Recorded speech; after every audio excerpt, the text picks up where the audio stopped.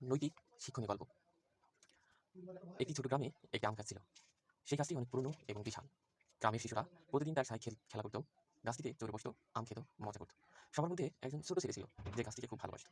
গাছটিও তাকে ভালোবাসতো। ছেলেটি যখন ছোট ছিল প্রতিদিন এসে বলতো, গাছ, আমি তোমাকে ভালোবাসি। গাছ খুশি হতো এবং বলতো, তুই এলে আমার মন ভরে যায়। কিন্তু সময়ের সঙ্গে সঙ্গে ছেলেটি বড় হলো। একদিন সে এসে বলল, গাছ, আমি এখন বড় হয়েছি, আমাকে কিছু টাকা দরকার। গাছ বলল, আমার আমগুলো নিয়ে বাজারে বিক্রি করে দাও, টাকা পাবে। ছেলেটি আম নিয়ে চলে গেল। অনেকদিন আম গেল। অনেক বছর পর আবার এলো, বলল, আমি এখন ঘর বানাতে চাই, গাছ, আমাকে কিছু দাও। গাছ বলল, আমার ডালপালা কেটে নাও, বাড়ি তৈরি করো। ছেলেটি তাই করলো এবং আবার চলে গেল।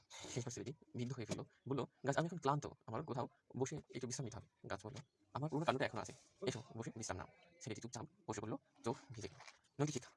আমাদের বাবা মা এই গাছের মতো, আমরা তাদের শৈশবে যৌবনে কিছু না কিছু চাই, আর তারা নিঃস্বার্থভাবে দিয়ে যায়। শেষে যখন কিছুই থাকে না, তখন তারা আমাদের জন্য নিজেদের তুলে ধরে, তাদের ভালোবাসা নিঃস্বার্থ ত্যাগের প্রতীক।